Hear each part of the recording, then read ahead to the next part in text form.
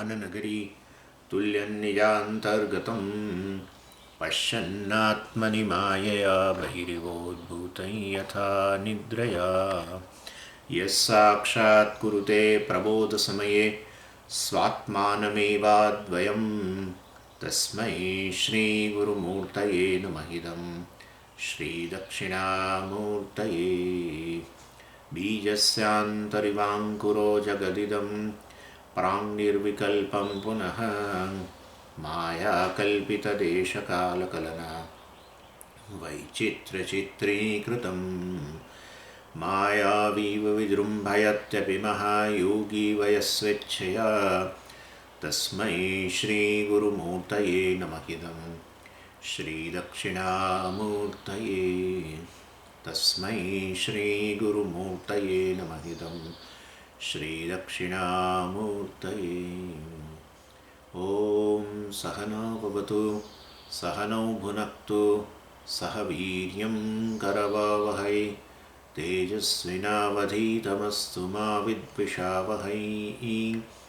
ॐ शान्तिः शान्तिः शान्तिः।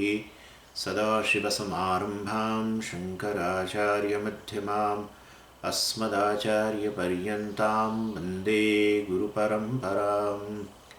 ॐ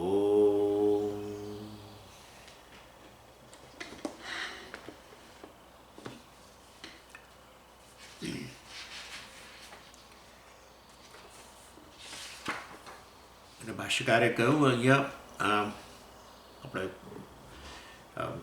પૂર્વપક્ષ હતો કામ્ય પ્રતિષિદ્ધયો અનારંભાત આરબ્ધસ્ય ચ કર્મણઃ ઉપભોગેન ક્ષયાત નિત્ય અનુષ્ઠાનાચ પ્રત્યવાય અનુત્પત્તેઃ જ્ઞાનનિરપેક્ષઃ એવ મોક્ષઃ ઇતિ ચેત.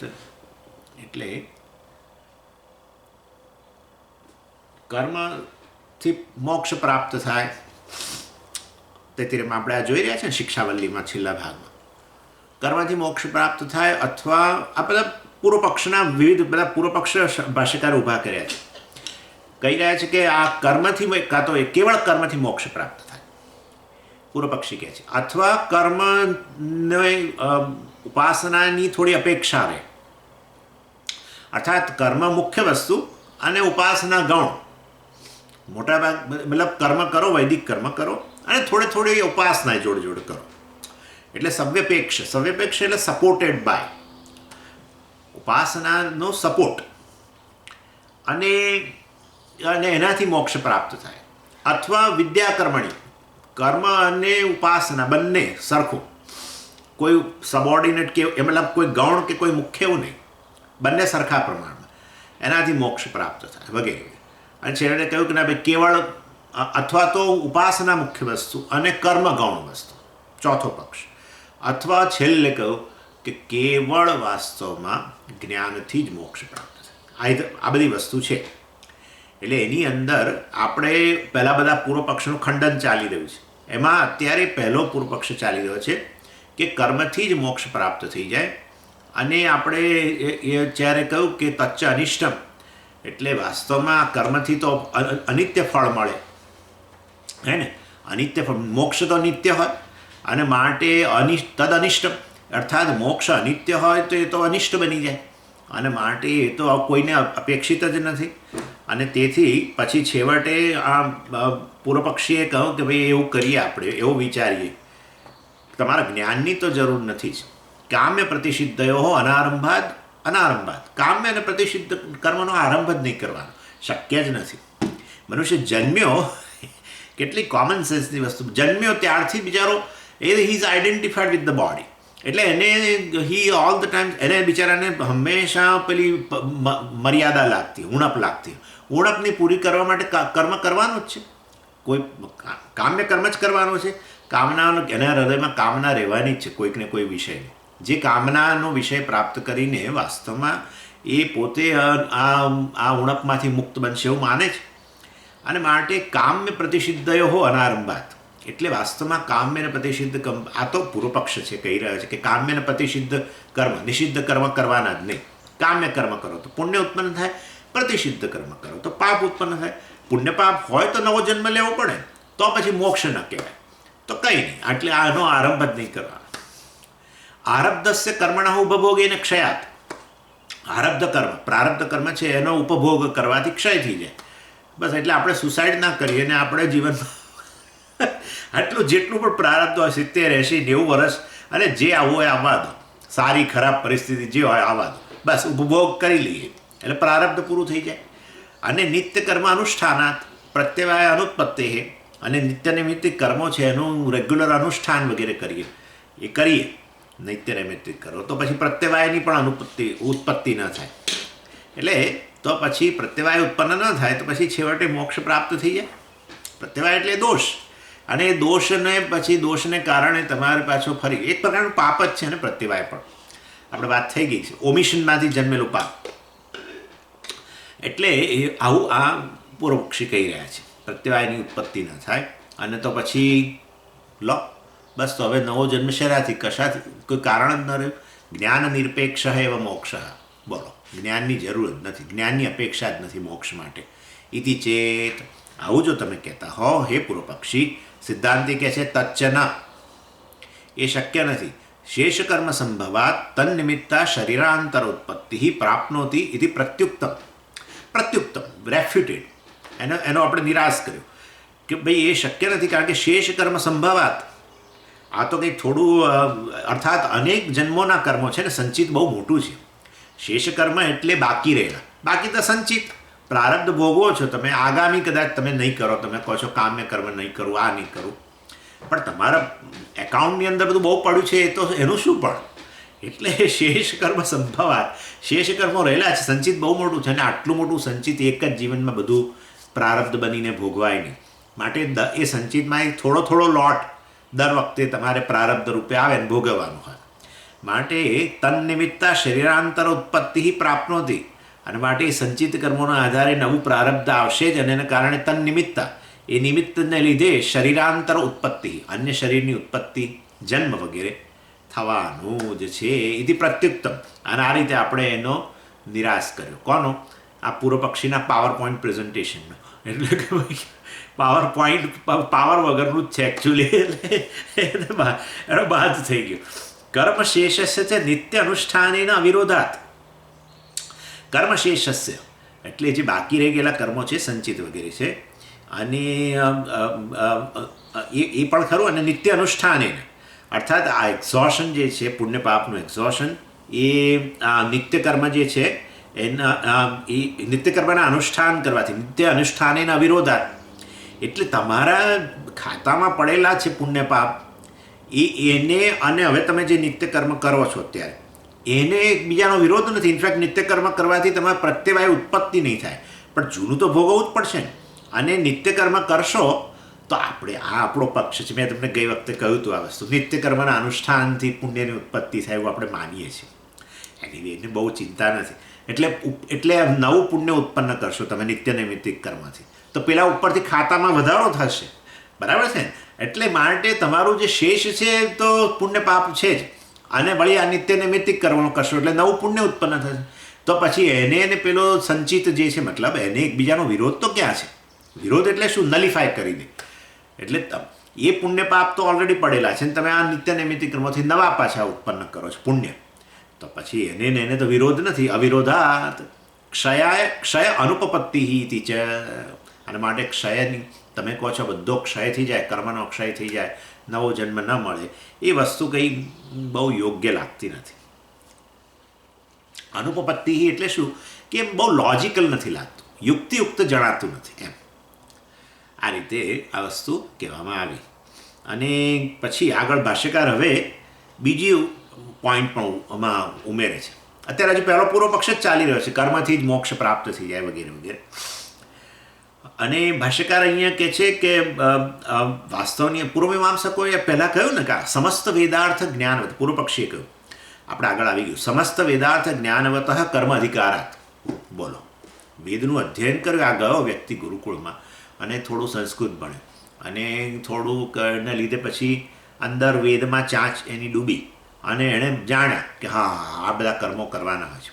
એટલે સમસ્ત વેદાર્થ જ્ઞાનવત, આ સમગ્ર વેદનું જ્ઞાન ધરાવનારો અત્યારે વૈદિક ગુરુકુળમાં ભણી રહેલો વ્યક્તિ, કર્મ અધિકારાત, એને કર્મમાં અધિકાર મળી જાય, એ કર્મ માટે એલિજિબલ બની જાય, એ ઇત્યાદિ તમે એ વસ્તુ જે તમે કહી એ વસ્તુ અમે સ્વીકારતા નથી, ભાષ્યકાર કહી રહ્યા છે. કારણ કે સમગ્ર વેદનું જ્ઞાન પ્રાપ્ત કર્યું તો વેદની અંદર કેવળ કર્મની વાત આવી હતી કે પછી ઉપાસનાની વાત આવી હતી? આવી હતી ઉપાસનાની વાત. તો ઉપાસનાનું શું?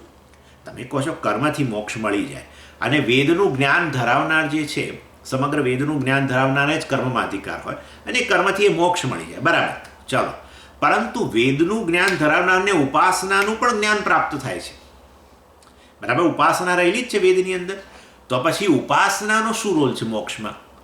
તો એનો જવાબ પૂર્વ પક્ષી પાસે નથી. એટલે એ પોઈન્ટ એ ઉઠાવી રહ્યા છે. યચ્ચ ઉક્તમ સમસ્ત વેદાર્થ જ્ઞાનવત કર્મ અધિકારાદ ઇત્યાદિ તચ્ચ ન શ્રુતજ્ઞાન વ્યતિરેકાદ ઉપાસનસ્ય શ્રુતજ્ઞાન માત્રેણ હિ કર્મણિ અધિક્રિયતે ન ઉપાસનમ અપેક્ષતે.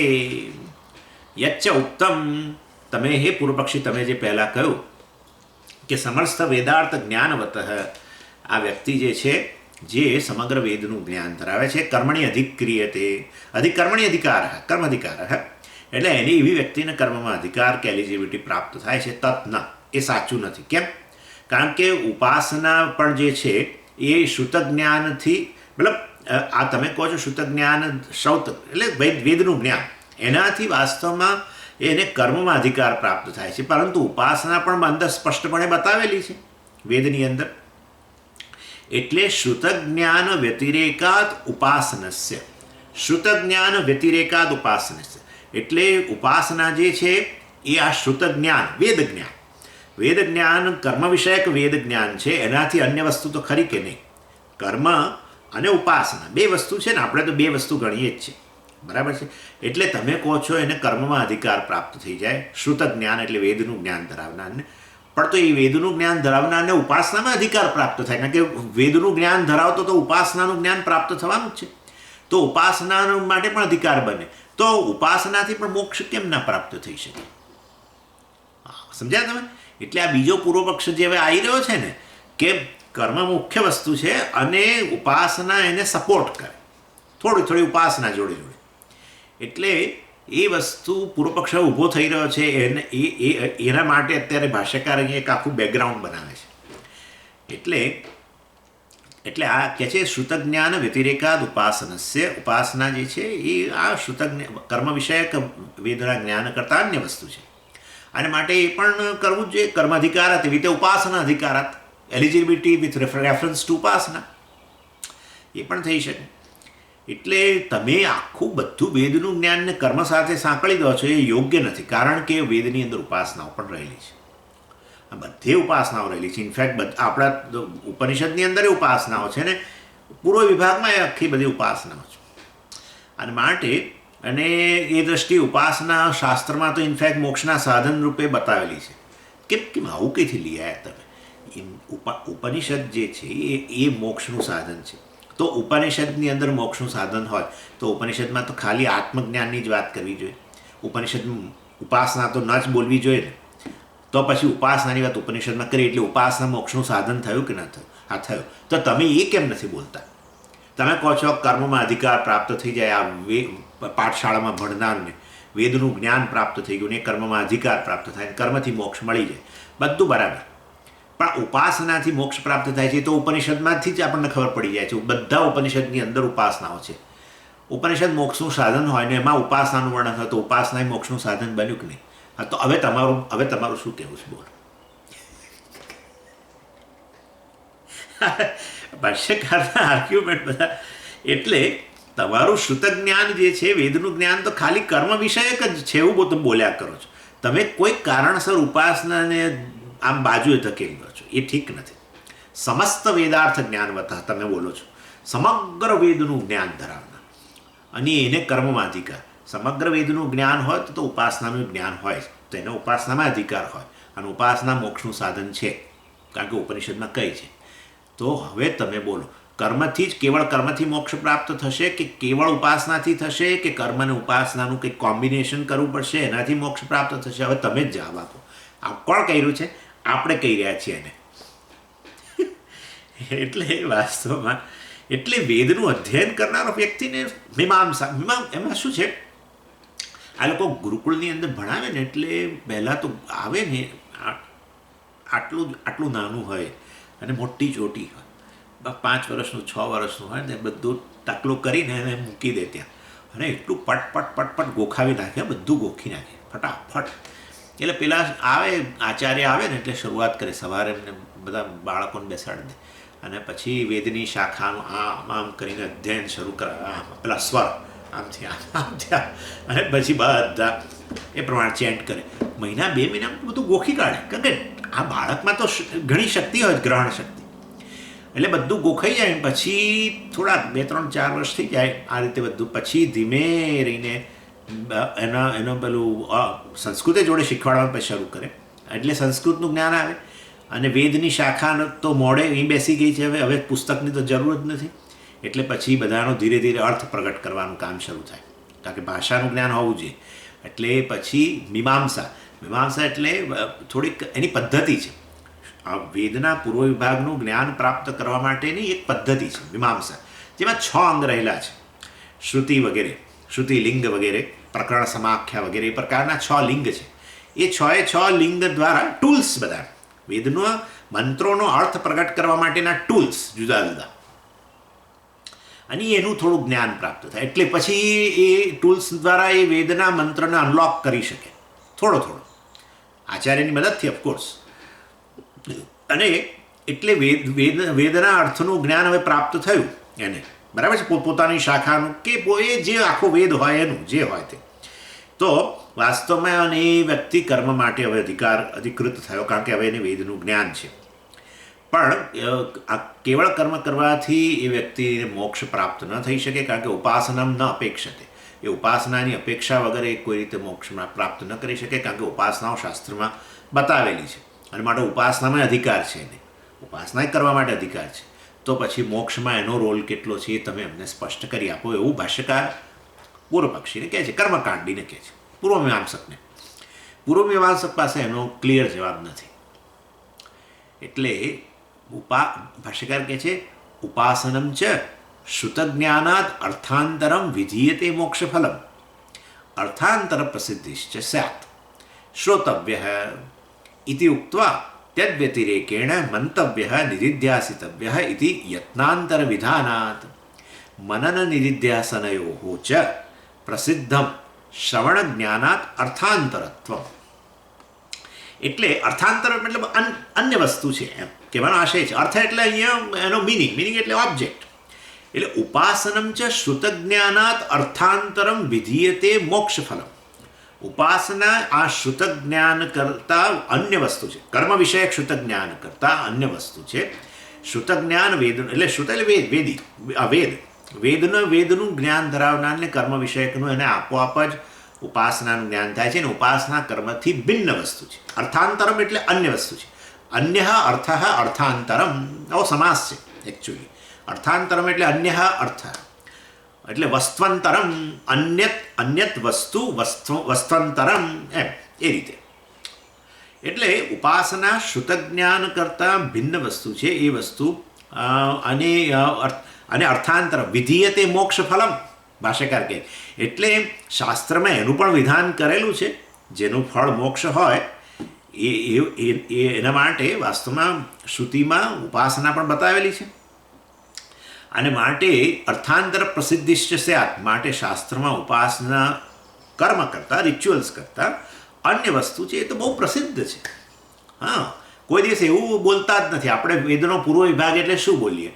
કર્મ ઉપાસના. એનો અર્થ કે કર્મ પણ છે ને ઉપાસના છે. કોઈ દિવસ એવું કંઈ નથી કહેવાતું કે એકલા કર્મ અને ઉપાસના, કર્મ અને ઉપાસના. એટલે આ તો પ્રસિદ્ધ વસ્તુ છે. તો શા માટે એકલું જ કર્મને જ મોક્ષનું સાધન માનવું? ઉપાસનાને મોક્ષનું સાધન ગણો તો ઉપાસનાથી કેવી રીતે મોક્ષ પ્રાપ્ત થાય? અને વળી ભાષ્યકાર તો એનાથી આગળ વધીને કહી રહ્યા છે, શ્રોતવ્ય ઇતિ ઉક્ત્વા તદ વ્યતિરેકેણ મંતવ્ય નિધિધ્યાસિતવ્ય ઇતિ યત્નાંતર વિધાનાન. એટલે આપણી આ વસ્તુ હું કહું એ પહેલાં આપણે ઇન્ડિપેન્ડન્ટલી આ વસ્તુ જોઈ શકીએ કે ઉપાસના જ વગેરે પણ મોક્ષનું સાધન છે. કઈ રીતે? ઇનડાયરેક્ટ. ડાયરેક્ટ નહીં, ડાયરેક્ટ તો જ્ઞાન જ, પરંતુ આ કેવી રીતે પ્રાપ્ત થાય ઉપાસનાથી મોક્ષ? તો કે ઉપાસના દ્વારા ચિત્ત નૈશ્ચલ્ય પ્રાપ્ત થાય. ચિત્ત નૈશ્ચલ્ય એટલે કમ્પોઝર. ચિત્તની નિશ્ચળતા એટલે સટન કમ્પોઝર ઓફ વનસેલ્ફ એ પ્રાપ્ત થાય. કારણ કે ઉપાસના કરવાને કારણે અને પછી એને કારણે જ્ઞાન માટે સહાયભૂત થાય ને. કારણ કે તમારું મન હવે નિશ્ચળ છે, મન ભટકતું નથી ચારે બાજુ, એટલે મનમાં એક પ્રકારની શાંતિ છે અને ત્યારે આ જ્ઞાન પ્રાપ્ત કરવું સરળ બને છે. અને એ રીતે ઉપાસના પણ મોક્ષ, ઉપાસના જે છે એ એનું છેવટનું ફળ મોક્ષ છે એવું કહી શકાય. એવું ચિત્ત પ્રાપ્ત થાય, ચિત્ત નૈશ્ચલ્ય વગેરે, અને પછી શ્રવણ મનન નિધિધ્યાસન કરો અને એના કારણે મોક્ષ પ્રાપ્ત થાય. એટલે ઉપાસના પણ મોક્ષનું ઇનડાયરેક્ટ, પરોક્ષ રીતે સાધન છે. અને આવી ઉપાસનાનું વર્ણન શાસ્ત્રમાં કરવામાં આવેલું જ છે.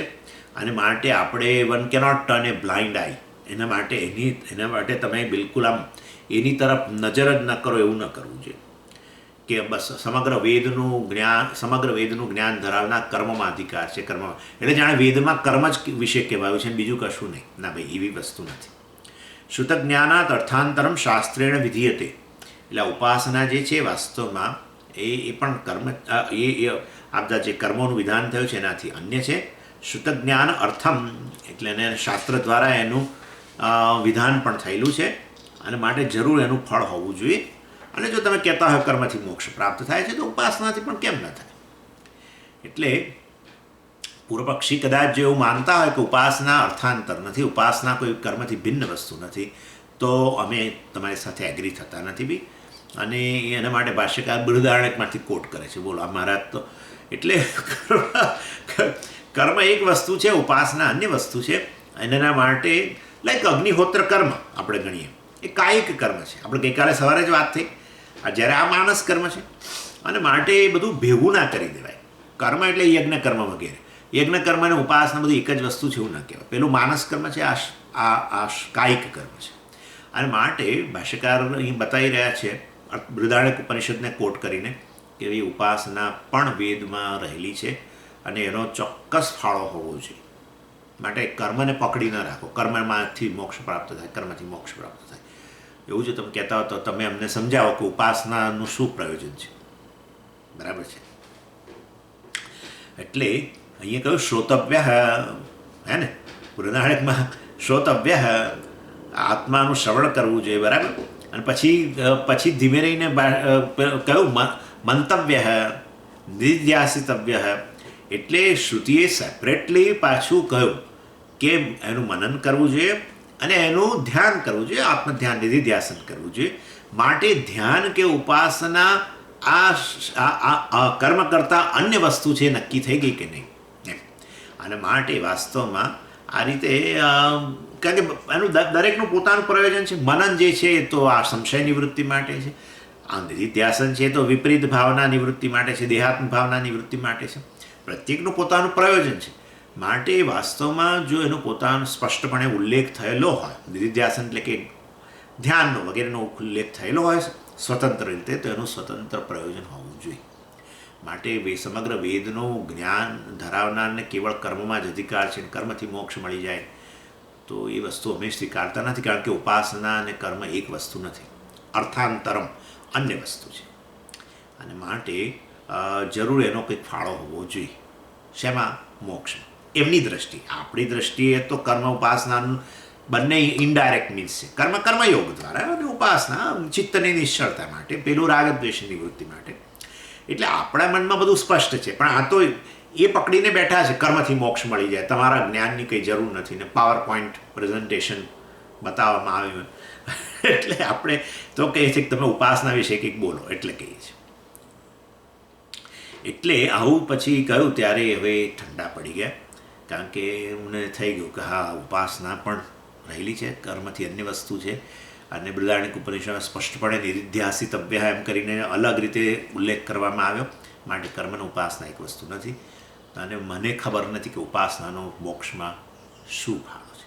એટલે આ પૂરો પક્ષ શાંત થઈ ગયો. એણે માઇક હવે બીજાને આપી દીધું. એટલે અહીંયા મતલબ કે ઉપાસનાનો ફાળો શું છે એ બિચારાને નથી કશી ખબર. એટલે હવે નવો પૂર્વ પક્ષ આવ્યો, જેમાં એ પેલો પૂર્વ પક્ષી ગયા પછી એવા નવો પૂર્વ પક્ષ શું હશે તમે સમજી જ શકો છો કે હા બરાબર છે, કર્મ એકલાથી મોક્ષ પ્રાપ્ત ન થાય, થોડું ઉપાસના પણ કરવી જોઈએ.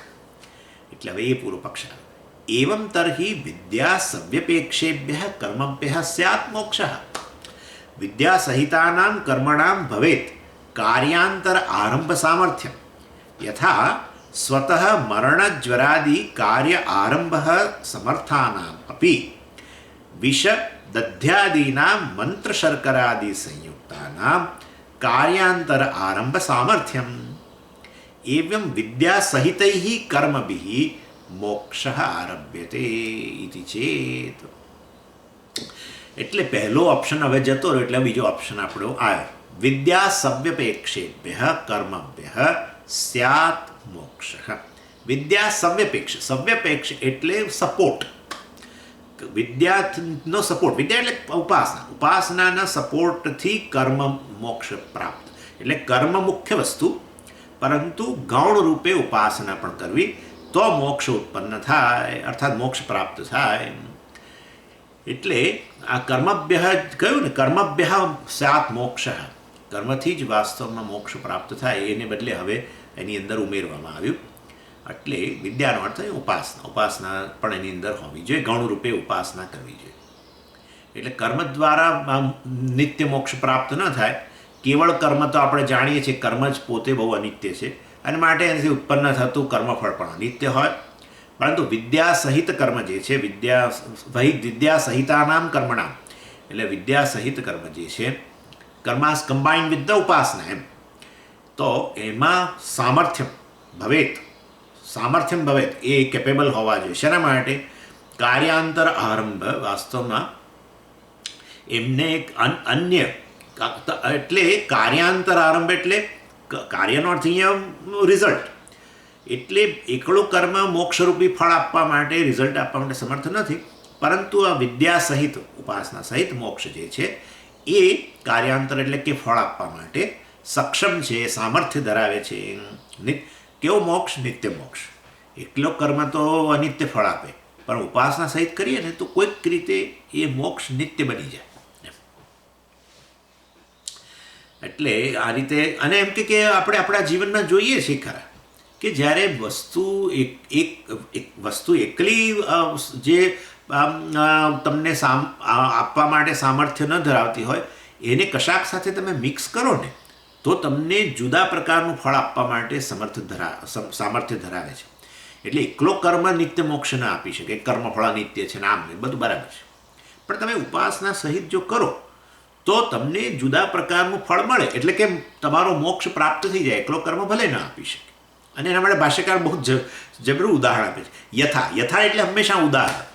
સ્વતઃ મરણ જ્વરાદિ કાર્ય આરંભ સમર્થાનામ અપી, એટલે વાસ્તવની અંદર આવી રીતે કોમ્બિનેશન મરણ જ્વરાદિ કાર્ય આરંભ સમર્થાનામ વિષદધ્યાદીનામ મંત્ર શર્કરાદિ સંયુક્તાનામ કાર્યાંતર આરંભ સામર્થ્યમ. વાહ! એટલે આમ તો આ વિષ વગેરે જે છે એ સીધું તો મરણ જ લાવે, બરાબર, પોઈઝન. પરંતુ મંત્ર સંયુક્તાનામ વિષ, એ વિષ જ્યારે તમે એ પોઈઝનને મંત્ર બોલીને પછી જ્યારે વ્યક્તિને આપો તો વ્યક્તિનું મરણ લાવવાને બદલે એને જીવિત કરી દે. બોલો, એના માટે એ વસ્તુ મેડિસિન બની જાય. Poison is a medicine, poison is a poison. Poison મરણ લાવે, પરંતુ મંત્ર સાથે સંયુક્ત કર્યું, કોમ્બિનેશન મંત્ર સાથે, તો એ જ પોઈઝન વ્યક્તિનું જીવન પણ એને બચાવે. બોલો, હવે તમારે કેવું છે? પછી બીજું ઉદાહરણ આપે છે આયુર્વેદનું કે જે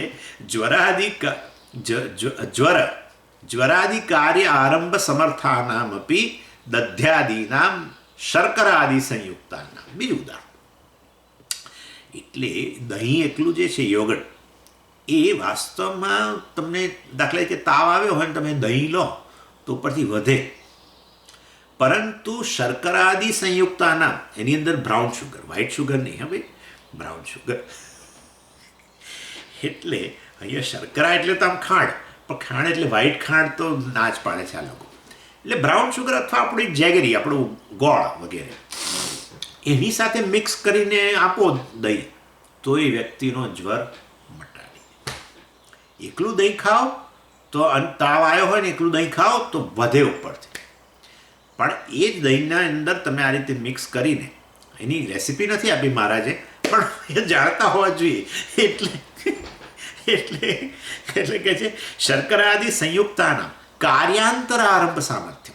એટલે અન્ય ફળ, કાર્ય એટલે ફળ, રિઝલ્ટ, અન્ય કાર્ય કાર્યાંતર, અન્યત કાર્યમ કાર્યાંતરમ, અન્ય કાર્ય અન્ય રિઝલ્ટ આપવા માટેનું સામર્થ્ય ધરાવે. ક્યારે? એકલું દહીં જે છે એ તો જ્વર વધારે, તમારો તાવ વધારે, પણ એમાં કશુંક મિક્સ કરી દો, આ રીતે શર્કરા મિક્સ કર્યો તો એ જ્વરને મટાડે ખરો. અને માટે એકલો કર્મ મોક્ષ ન આપે, કારણ કે તમે કશો, તમે બોલવાના જ છો કર્મ અનિત્ય છે, પેલો યજમાનના પત્ની, બધું અંદરના બધી એસેસરી બધું અનિત્ય અનિત્ય અનિત્ય, આખું કર્મ જ અનિત્ય. ગમે એવું મહાન કામ કરતા હો, રુદ્રયાગ કરો, 1 દિવસ 2 દિવસ 3 દિવસ 5 દિવસ, કર્મ પૂરું થઈ ગયું. કેટલો સમય ચાલવાનો? આ માટે એમાંથી ઉત્પન્ન થતું કર્મફળે કેટલું હોય? અનિત્ય જ હોવાનું છે. માટે અમને મોક્ષ તો નિત્ય વસ્તુ છે, માટે કર્મથી મોક્ષ ન મળે વાત બધું માની લે, પણ કર્મને ઉપાસના સાથે મિક્સ કરી દો થોડું, તો અન્ય પ્રકારનું ફળ આપવાનું સામર્થ્ય ધરાવે, અર્થાત નિત્ય મોક્ષ આપી શકે. આવું કે છે યથા સ્વતઃ મરણ જ્વરાદિ કાર્યસ્ય ફલસ્ય આરંભ સમર્થાનામપી વિશદધ્યાદીનામ કાર્યાંતર આરંભ સામર્થ્ય. ચાલો, બરાબર છે. એટલે પછી આગળ કહે છે એવં વિદ્યા સહિતૈ કર્મભિ મોક્ષ આરભ્યતે. માટે કોમ્બિનેશન કરો, કર્મ સાથે કોમ્બિનેશન કરો. પેલા દહીંમાં તમે પેલી શર્કરા મિક્સ કરો છો, અને જ્વર પોઈઝન સાથે તમે મંત્રનું કોમ્બિનેશન કરો છો. એવી રીતે અને આપણે ઉપાસના સાથે કોમ્બિનેશન કરી દો, એમાં શું? બરાબર ને? આ મુખ્ય વસ્તુ કર્મ, પરંતુ થોડું થોડું અંદર મિક્સિંગ કરો, ઉપાસના પણ જોડે જોડે કરો, તો જરૂર તમને મોક્ષ પ્રાપ્ત થઈ જશે. અને આ રીતે આ નવો સ્ટેન્ડ, નવો પૂર્વ પક્ષ આવીને ઊભો રહ્યો. બરાબર? સિદ્ધાંતિ જવાબ આપે છે, ના આરભ્યસ્ય અનિત્યત્વાદ ઇતિ ઉક્ત દોષ. ભાષ્યકાર એકદમ સીધું એનું ખંડન કરી દે છે, એક જ લીટીમાં જુઓ. એટલે આરભ્યસ્ય અનિત્યત્વાદ, બસ આટલું જ અમારે તો કહેવું છે. એટલે જેનો પણ આરંભ કરો એ વસ્તુ અનિત્ય હોય. ભાષ્યકાર બધું ક્લિયર છે એમના મનમાં. એટલે યદ્યદ આરબ્ધમ તત્તદ અનિત્યમ, જેનો પણ આરંભ થાય, આરબ્ધત્વાત ઘટવત, આ પ્રકારે તર્ક રજૂ કરી શકાય.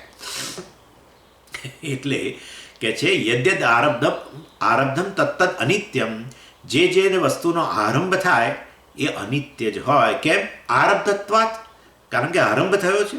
ઘટવત, જેમ ઘટનો આરંભ થયો છે, ઘડાનો પ્રારંભ થયો ને, ઘડો બનાવ્યો એ પહેલાં ઘડો હતો નહોતો, તો ઘડાનો આરંભ થયો, બસ તો એ વસ્તુ અનિત્ય હોય. એ એક નિશ્ચિત સમયે આવેલી છે અને એક નિશ્ચિત સમયે જવાની છે. માટે કેવી હોય? અનિત્ય હોય. અને માટે જે વસ્તુ અર્થાત ઉત્પન્ન થયેલી છે, આવેલો છે, ઘડો આવેલો છે, એટલે ઘડોની ઉત્પત્તિ કરેલી છે એક નિશ્ચિત કાળે, તો એ ઘડો પછી કેવો બહુ છે? અનિત્ય જ રહેવાનો છે. એટલે યદ્યદ આરબ્ધમ તત્તદ અનિત્યમ, જે વસ્તુનો આરંભ થાય કાળમાં, અનિત્ય જ રહેવાનું છે. એટલે એવી ને એવી રીતે તમે મોક્ષ પણ જો કર્મભ્ય આરબ્ધમ, આ કર્મથી આરંભ, અથવા તો વિદ્યા સહિત, આપણે તો મિક્સિંગ કરવાનું છે ને, વિદ્યા સહિત કર્મભ્ય આરબ્ધ. વિદ્યા સહિત વાસ્તવમાં આપણે એટલે સપોર્ટેડ બાય ઉપાસના, આ કર્મનો તમે આરંભ કરતા હો, જેમાં થોડી ઉપાસના પણ કરતા હો, તો પણ એ કંઈ નિત્ય બની જવાનું નથી. એટલે વાસ્તવમાં અમારું તો આ સ્ટેન્ડ છે, ભાઈ મોક્ષ એટલે જેનો આરંભ જ થતો નથી. અમે એને મોક્ષ કહીએ છીએ, કારણ કે નિત્ય વસ્તુ એટલે જેનો કદી આરંભ જ ન થાય. અને માટે ખરેખર કર્મ હોય કે ઉપાસના હોય, બંનેનું કોમ્બિનેશન હોય, એનો તો આરંભ થતો હોય છે ને. માટે એનું ફળ ક્યારેય મોક્ષ કેવું હોય? નિત્ય ન હોય, અનિત્ય જ હોય. એટલે અને આને છે ને પેલું આ લોકો નૈયાયિકો આવો પ્રાગ ભાવ ને પ્રધ્વંસ ભાવ ને એવું બધું, એટલે શું કે એ લોકો કે જે વસ્તુનો આરંભ થતો હોય ને એનો પ્રાગ ભાવ હોય. પ્રાગ એટલે પહેલાં, અભાવ એટલે એબ્સન્સ. એટલે જે આ વસ્તુનો આરંભ થયો તો આ વસ્તુ પ્રાગ ભાવ ધરાવે છે. એટલે આ ઉત્પન્ન થઈ એ પહેલાં એનો અભાવ હતો. પ્રાગ એટલે પહેલાં, અભાવ એટલે નહોતી. એટલે આ વસ્તુનો આરંભ થયો તો એનો અર્થ એવો જ કહેવાય કે ક્લિપનો પ્રાગ ભાવ છે. ક્લિપ પ્રાગ ભાવ ધરાવે છે. પ્રાગ ભાવ ધરાવે છે એટલે પહેલાં નહોતી, મતલબ કે હવે છે. એનો અર્થ કે અત્યારે હમણાં હવે ઉત્પન્ન થઈ, જ્યારે પણ થઈ ત્યારે. એટલે જેનો આરંભ થતો હોય એ વસ્તુનો પ્રાગ ભાવ હોય. પ્રાગ ભાવ હોય તો પછી વાસ્તવમાં પહેલાં નહોતી, તો એ વસ્તુને નિત્ય કેવી રીતે કહેવાય? ન જ કહેવાય. એટલે મોક્ષ તો એવી વસ્તુ છે જેનો આરંભ જ થયો નથી. મોક્ષનો ક્યારેય પ્રાગ ભાવ નથી. અને જેનો પ્રાગ ભાવ હોય એને પ્રધ્વંસ ભાવ પણ હોય. એટલે વાસ્તવમાં પ્રધ્વંસ એટલે નાશ થયા પછી પણ શું હોય? ન હોય. જે ઉત્પન્ન થયા પહેલાં ના હોય તો નાશ થયા પછી પણ ન હોય. અને માટે વાસ્તવમાં જેનો આરંભ થાય છે એ વસ્તુ પ્રાગ ભાવ ધરાવે, પ્રધ્વંસ ભાવ ધરાવે, અને માટે અનિત્ય હોય છે. મોક્ષ તો વાસ્તવમાં કેવું છે? એ જેનો આરંભ જ થતો નથી. કેમ? કારણ કે મોક્ષ અર્થાત તું તો મુક્ત જ છું, અને માટે વાસ્તવમાં મુક્ત જ છું. તું જાણું કે ન જાણું એ તારા પર છે. તું મુક્ત છું બસ. અને એનો અર્થ એવો થયો કે મોક્ષનો આરંભ થયો જ નથી. મુક્ત છું મતલબ મુક્તિનો પ્રાગ ભાવ નથી. તું ન જાણું તો એ મુક્તિ રહેલી છે. તો પછી મારે મોક્ષશાસ્ત્રની જ ક્યાં જરૂર છે? તમારે ઉપનિષદની જરૂર નથી. હા, જરૂર મોક્ષશાસ્ત્ર કે ઉપનિષદની જરૂર નથી. પણ જો તમને આ જે સત્ય વસ્તુ છે એ તમને ખબર ન હોય કે તમે મુક્ત છો, તો પછી તમારે મોક્ષશાસ્ત્રની જરૂર પડે છે. અર્થાત તમે મુક્ત છો એ વસ્તુ તમને ખબર નથી, અજ્ઞાન છે.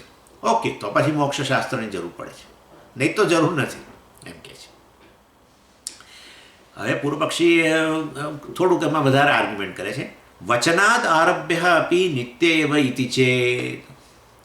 માની લો ને ભાઈ, આવું નહીં. આ તમે છે ને આ બહુ તમે બધી આ તર્ક વગેરે કરો છો ને, એમાં તમારી વેદમાં શ્રદ્ધા નથી, વસ્તુ પુરવાર થાય છે. કોણ? પૂર્વ પક્ષી આપણને કહે છે. બોલો. વચનાદ આરભ્ય અપી નિત્ય એવ ઇતિ ચેત. પૂર્વ પક્ષી કહે છે કે ભાઈ શાસ્ત્ર કહે છે કે શાસ્ત્ર જે કહે ને આપણે સ્વીકાર લેવાનું. એટલે જુઓ, કહે છે કે સ્વર્ગ છે, પુણ્ય પાપ છે, અને આવું કર્મ કરવાથી પુણ્ય મળે, આવું કર્મ કરવાથી પાપ ઉત્પન્ન થાય. તમે સ્વીકારી લો છો કે નહીં? સીધું તમે કશો પ્રશ્ન કરો છો? ના. દેવતાઓ વિશે આટલું કહે છે અને તમે બધી પૂજાઓ કરો છો, મતલબ દેવતાનું અસ્તિત્વ સ્વીકારો છો? હા, સ્વીકારીએ. તો તમે ક્યાં જોવા ગયા છો? નથી ગયા જોવા, બરાબર છે. પણ શાસ્ત્ર કહે છે તો સ્વીકારો છો ને? બસ. તો પછી શાસ્ત્ર જ આ કહે છે કે કર્મ, એકલા કર્મથી મોક્ષ પ્રાપ્ત ન થાય, પણ સાથે આવું વિદ્યા સહિત, ઉપાસના સહિત કર્મ કરીએ તો મોક્ષ પ્રાપ્ત થઈ જાય. ભલે ને આરંભ થતો હોય એવું શાસ્ત્ર કહે છે, તો તમે સ્વીકારી લો ને. જેમ દેવતાઓ વિશે, પુણ્ય પાપ વિશે પ્રશ્ન નથી કરતા, એવું ને એવું આના વિશે પ્રશ્ન નહીં કરવાનો. વચનાત, બસ. શ્રુતિ વચન છે ને, શ્રુતિનું વાક્ય છે ને, એટલા માત્રથી સ્વીકારી લેવાનું કે મોક્ષ જે છે એ આ વિદ્યા સહિત કર્મ જે છે મોક્ષ ફળ આપે, નિત્ય ફળ આપે. બોલો. એટલે આપણને કોઈ પણ રીતે એટલે વાસ્તવમાં એટલે આ બધા શાસ્ત્રના વાક્યો જે છે એ વિશે તમારે બહુ પ્રશ્ન નહીં કરવાનો. નહીં તો તમારા શ્રદ્ધા એક બહુ મહત્ત્વની વસ્તુ છે. તમને ખબર છે શાસ્ત્રમાં શ્રદ્ધા હોવી જોઈએ, અને માટે શાસ્ત્ર જે કે ફાઇનલ, બસ. વચનાત એટલે કોઈ પ્રકારનો ભાર, હેવીનેસ નહીં રાખવાની. શાસ્ત્ર કે એટલે તરત સ્વીકારી લેવાનું. જેવું તમે પુણ્ય પાપ સ્વીકારો છો એવી રીતે. Forget reasoning, that's all. You have to just forget reasoning. કોઈ પ્રકારની આ યુક્તિ નહીં કરો. શાસ્ત્ર વચન બલાત. માટે શાસ્ત્ર એ જે પ્રોમિસ આપ્યું કે ભાઈ આવી રીતે કર્મ કરવાથી મોક્ષ મળી જાય, અથવા કર્મ વિદ્યા સહિત કર્મ કરવાથી મોક્ષ મળી જાય, એ વસ્તુ માની લેવાની. ભલે ને એનો આરંભ થતો હોય તોય, ભલે આરંભ થાય તોય. એટલે ઉપાસના અને કર્મ કરો તો પછી ફળ મળે ને, અને એ મોક્ષરૂપી ફળ. એટલે એનો આરંભ થયો. ભવિષ્યમાં આવશે, અત્યારે તો હજુ શરૂઆતે નથી કરી, હજુ ભવિષ્યમાં આવશે, એટલે એનો આરંભ થશે. અને તો એ મોક્ષ નિત્ય હોય એવું તમારે સ્વીકારી લેવાનું. કેમ? શાસ્ત્રમાં કહ્યું છે એવી રીતે. ભાષ્યકાર કહે છે કે જબરજસ્ત ભાષ્યકાર કહે છે એ આખો આ વચનનો આર્ગ્યુમેન્ટ જ કાઢી નાખે છે, બહુ ઇમ્પોર્ટન્ટ વસ્તુ. ન જ્ઞાપકત્વાદ વચનસ્ય વચનમ નામ યથાભૂતસ્ય અર્થસ્ય જ્ઞાપકમ ન અવિદ્યમાનસ્ય કર્તૃ નહીં વચનશતેન અપી નિત્યમ આરભ્યતે આરબ્ધમ વા અવિનાશી ભવેત. એટલે કે છે અહીંયા ન જ્ઞાપકત્વાદ વચનસ્ય, શાસ્ત્રના શબ્દો જે છે એ વાસ્તવમાં જે વસ્તુ, જે સત્ય છે, જે ફેક્ટ છે એને રિવીલ કરે છે, એ વસ્તુ તમારી આગળ રજૂ કરે છે. અને માટે એ ક્યારેય આવી રીતે તમારા મતલબ આપણી જે યુક્તિ છે એનાથી વિરુદ્ધ વસ્તુ હોઈ ન શકે. જે વસ્તુ સત્ય છે એને તમારી આગળ ઉદ્ઘાટિત કરવાનું કામ શાસ્ત્રનું વચન કરે, શાસ્ત્ર કરે. એટલે હવે આપણે જો આવું સ્વીકારી લઈએ કે મોક્ષનો આરંભ થાય છે ને છતાંય નિત્ય છે, તો બધા જ પ્રમાણો જે છે એ બધા જ પ્રમાણોની વિરુદ્ધ જશે આ વસ્તુ. કારણ કે આપણે એવું હજુ કદી જોયું નથી કે જે પણ વસ્તુનો આરંભ થયો હોય એ વસ્તુ હંમેશ માટે ટકી રહે, એવું અમે તો જોયું નથી. ભલે ને જીઓલોજિકલ ટાઈમ કેટલીક વસ્તુ 2 કરોડ વર્ષ પછી નાશ પામે કે 5 કરોડ, પણ નાશ તો પામે, આરંભ થયેલી વસ્તુ જરૂર નાશ પામે. એટલે બીજા પ્રમાણોથી આપણે આ વસ્તુ જ્ઞાન પ્રાપ્ત કરેલું છે કે જેનો આરંભ થાય એનો નાશ થાય છે, નિત્ય નથી હોતી. અને શાસ્ત્ર એનાથી વિરુદ્ધ જઈને કહે કે ના ભાઈ, કર્મ સહિત ઉપાસના સહિત કર્મ કરો એનાથી મોક્ષ ફળ પ્રાપ્ત થાય ને એ નિત્ય હોય. અને તો એ વાસ્તવમાં બીજા પ્રમાણોની વિરુદ્ધ જશે અને કદી એવું બને નહીં. અને માટે વાસ્તવમાં શાસ્ત્ર ક્યારેય આવા બીજા પ્રમાણો જે છે પ્રત્યક્ષ અનુમાન આથી બીજા પ્રમાણોની વિરુદ્ધ જઈને વાત ન કરી શકે. શાસ્ત્ર ક્યારેય ઘડો હોય તો ઘડાને કંઈક એ કપડું કહી દે અથવા એ કપડું બનાવવાનું સ્ટેટમેન્ટ ના આપે. એટલે આ રીતે વાસ્તવમાં શાસ્ત્ર તો જે વસ્તુ છે, સત્ય વસ્તુ છે, જે ફેક્ટ છે એને રિવીલ કરે, એને ઉદ્ઘાટિત જ કરે. એટલે એ કોઈ દિવસ આ રીતે જે અનિત્ય વસ્તુ જે છે એના માટેનો જે રૂલ છે, આરંભ થાય એનો નાશ થાય પ્રકારનો જે રૂલ છે, એના વિરુદ્ધ ક્યારેય શાસ્ત્ર કશું કહે નહીં. અને ઉપરથી શાસ્ત્ર તો જે તમે પ્રત્યક્ષથી આ બધું જુઓ છો એને ઘણીવાર તો કન્ફર્મ કરે, હા, કે જેનો આરંભ થાય એનો નાશ થાય છે એવું એ પાછું યુક્તિ આપીને ઉપરથી સિદ્ધ કરે. કોણ? શાસ્ત્ર જ. અને માટે ક્યાં એવું ક્યાં સિદ્ધ થયેલું છે? બોલો, બતાવો. બહુ સરળ છે. યદ યથા ઇહ કર્મચિતો લોક ક્ષીયતે તત્ તથા અમૂત્ર લોક અપી ક્ષીયતે. બોલો, આ શાસ્ત્રનું વાક્ય છે કે જેવી રીતે કર્મથી પ્રાપ્ત થતો લોક એટલે અનુભવ આપતો, લોક્યતે ઇતિ લોક. આપણે લોક શબ્દનો અર્થ આપણને એમ કે વિશેષ પ્રકારનું આમ સ્થાન, એવું નહીં. લોક્યતે, જેનો અનુભૂયતે ઇતિ લોક, જેનો અનુભવ થાય છે તે. અત્યારે હવે આ બધા જગતના પદાર્થોનો અનુભવ થાય છે તો આપણે એને ભૂલોક કહ્યો.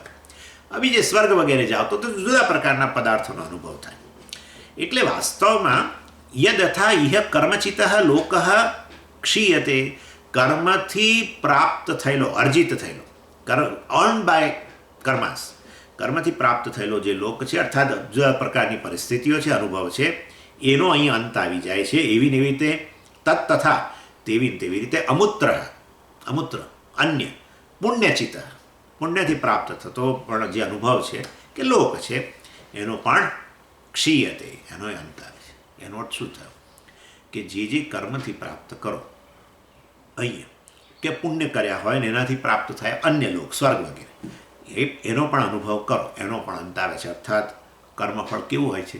અનિત્ય હોય છે. સ્પષ્ટપણે શાસ્ત્ર કહી દે છે. અને માટે તમે કહો છો કે શાસ્ત્ર કહે છે કે ભાઈ ભલે આરંભ થતો હોય કર્મ અને વિદ્યાથી આરંભ થતો મોક્ષ એ નિત્ય હોય, આવું કોઈ ન સ્વીકારે. શાસ્ત્ર ક્યારેય એવું કહે નહીં. એટલે જ્ઞાપકત્વાદ કહ્યું. જ્ઞાપકત્વાદ એટલે આ વસ્તુ એને રિવીલ કરે. વચનસ્ય આજે છે ને ભાષ્યની અંદર જ્ઞાપકત્વાદ વચનસ્ય એટલે જ્યારે ષષ્ઠી વિભક્તિ અને પંચમી વિભક્તિનો આવું કોમ્બિનેશન હોય ને ત્યારે બંને ડ્રોપ કરી દેવાનું. એટલે વચનમ જ્ઞાપકમ. વચન એટલે શ્રુતિનું વચન, શ્રુતિનું વાક્ય, વેદનું વાક્ય. એ જ્ઞાપકમ, જ્ઞાપયતિ ઇતિ જ્ઞાપકમ. એટલે શ્રુતિનું વાક્ય તો છે તમને તમારી આગળ કશીક વસ્તુને ઉદ્ઘાટિત કરે છે, તમને કોઈ કેટલાક સત્ય જે છે એ બતાવે છે. આ શ્રુતિનું કામ છે.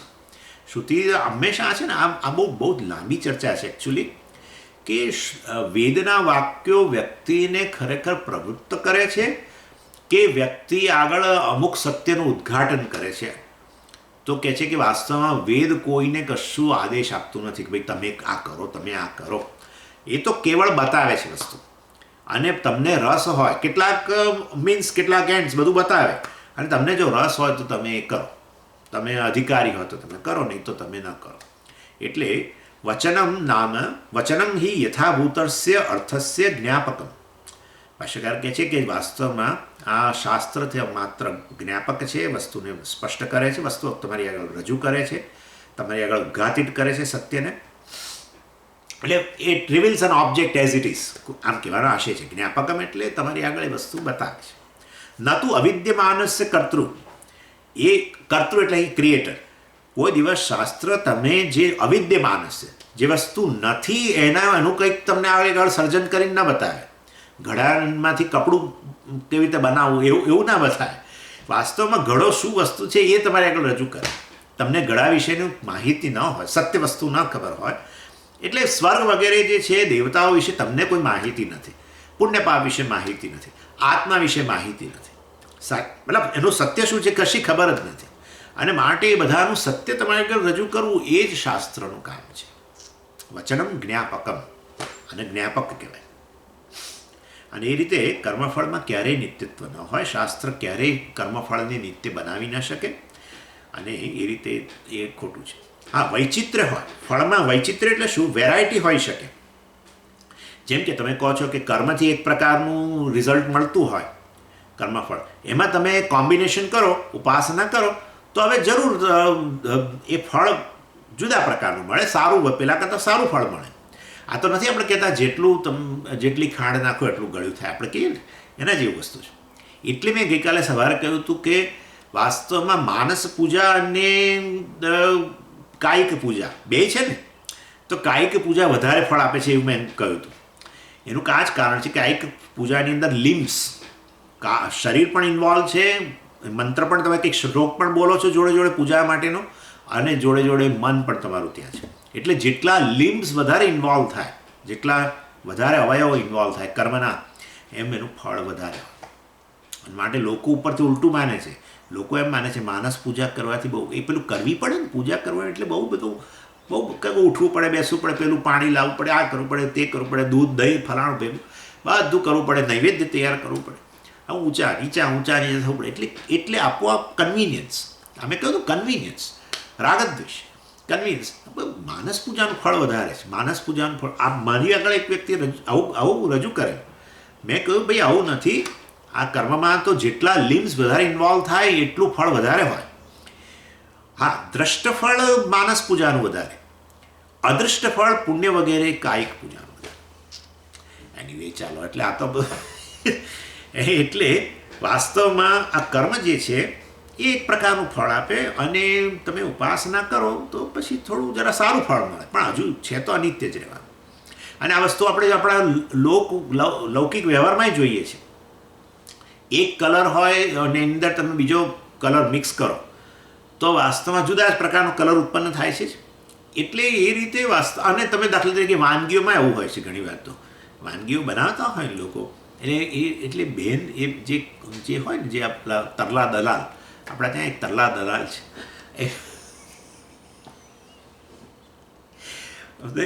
મને લાગે છે પૂજ્ય સ્વામીજી કોણ ઉદાહરણ આપતા હતા, કોઈક અંબાનું ઉદાહરણ આપતા હતા, એ આવું કુકિંગ રેસીપીની બુક બહાર પડે એવી રીતે. આપણા ત્યાં તરલા દલાલ છે ગુજરાતી, હવે તો એ છે કે નહીં મને ખબર નથી, પણ એ બહુ જાણીતા, તમને તો ખબર જ હશે બધું. એટલે શું થાય કે વ્યક્તિ રસોડામાં જાય, આ તો એક્ઝામ્પલ છે ભાઈ, તમે પણ એને વિચાર કે હવે તો બધી રેસીપી મેં તો આપી દીધી, હવે નવી રેસીપી ક્યાંથી લાવું? એટલે પછી વિચારે કે હું કદાચ આની સાથે મિક્સ કરું ને એમાં આટલું આ નાખું, પેલામાંથી પેલું થોડુંક નાખું, અને પછી જોઉં બધું બનાવી કે કેવું થાય છે. અને થાય ને પતિને ખવડાવે પછી કે આ તો બહુ સરસ લાગે, બસ બીજે દિવસે રેસીપી તરીકે મોકલી આપે. એટલે કહેવાનો આશય એ છે કે છેવટે એટલે કોમ્બિનેશન ઇઝ પોસિબલ, અને કોમ્બિનેશનથી નવું ફળ મળે એ પણ પોસિબલ છે. એટલે આ લોકો આપણા જે છે ને સુરતીઓ, ખાસ કરીને સુરતી લોકો તો તમે જુઓ તો ઇનોવેશન, એમનું ઇનોવેશન કેટલું બધું. આપણે બ્રોકોલી હોય ને, બ્રોકોલી પહેલાં બહુ નથી મળતી ઇન્ડિયામાં. હવે તો પેલું બ્રોકોલીના સૂપ ને બધું બનાવે લોકો. એટલે એવી બ્રોકોલીનું કોઈ દિવસ ગુજરાતમાં તમે શાક આપણે નહીં સાંભળ્યું કે આવું આપણે ફૂલગોબીનું શાક બનાવીએ તે એનું પણ સુરતીઓ બનાવે. અને પેલી ફૂલગોબી કરતાં આ ગ્રીન હોય, બરાબર, બ્રોકોલી તો.